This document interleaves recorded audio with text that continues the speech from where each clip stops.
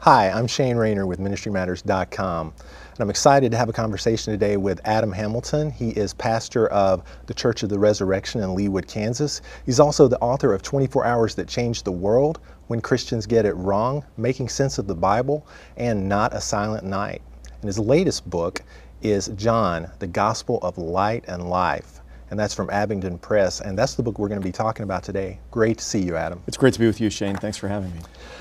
Adam, why is the Gospel of John the favorite gospel for so many Christians out of the four Gospels? Yeah, that's interesting. I think the rich metaphors, the way that Jesus uses metaphors to talk about himself, it just seems for some people so clear. You know, Jesus is the Good Shepherd.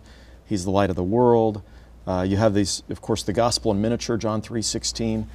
God so loved the world that he gave his only begotten Son.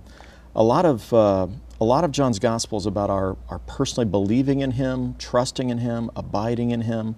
All of these themes. You've got the magnificent resurrection story with Mary Magdalene who's weeping at the tomb, and Jesus appears, these grand sweeping statements, I am the resurrection and the life, as he raises Lazarus from the dead. So I think people read the Gospel, and especially Christians find it to be such a powerful picture of who Jesus is to them, how they've experienced Jesus, or who they know him to be in their own lives. Why do we tell new Christians and those who aren't yet Christians to read John's Gospel first? It seems to me the prologue, for example, it's really tough to get through if you've never read the Bible before. But we always tell people, read the Gospel of John. Wow. Yeah, why is that? I actually don't tell people to read the Gospel of John first. It's more the advanced studies Gospel.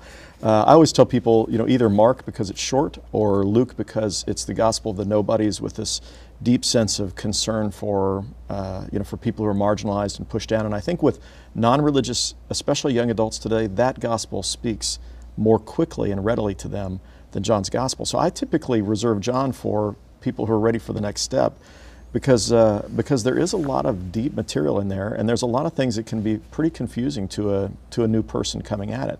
So I think people like to suggest John because it's got these wonderful stories and these beautiful images of God's love through Jesus Christ. But the dialogue is complex sometimes. The way Jesus speaks, you scratch your head and go, really, did he say that? And why did he say that? And as you mentioned, the opening prologue.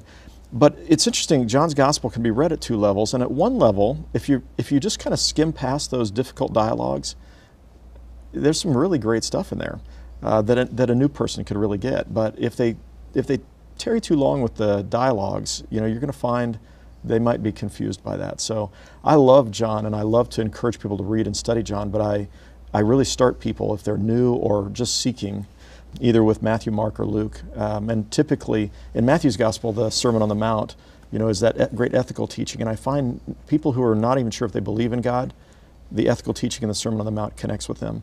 For people who think they might believe in God, Luke's Gospel of the nobodies really connects with them. And if somebody has a short attention span, Mark because it's short. But once somebody's become acclimated to Jesus, then you jump into the Gospel of John, I think. Mark is always the gospel I recommended when I did youth ministry because of the short attention span. Exactly, yeah. Your book, John, is designed to be a Lenten study. What about the Gospel of John works so well for Lent? Yeah, well, part of what I love about Lent is you've got a 40-day period of time, which is so connected with what we find in the Bible with these 40-day periods, Jesus being tested and tempted in the wilderness for 40 days and these kind of periods. So when you come to the Gospel of John, of course, Lent is leading you towards the crucifixion and the resurrection of Jesus. And the entire Gospel of John is focused on the crucifixion and the resurrection of Jesus. So you know from the beginning that John has a really clear picture he's trying to paint for you of the meaning of the crucifixion of Jesus and the resurrection, and everything is marching in that direction. So when you take the 6 weeks of Lent and you begin to, you start with the beginning of the Gospel of John, it begins with this lofty prologue, and then you make your way through the Gospel. It really is just its themes are perfectly designed to be able to work with a 6-week Lenten study, sermon series, and all church focus on the Gospel of John. And then one of the things we've done in the book is we're including the entire Gospel of John, we break it up according to the chapters, but everyone in the congregation has a chance to read through, or everyone in a small group read through the entire Gospel of John during the season of Lent. So I'm covering the major themes, trying to give insights that people might not pick up otherwise, great discussion topics, but they're going to have a chance to read the gospel. And this is one of the things we teach at Resurrection, that every Christian should make it their aim to read at least one gospel all the way through every year.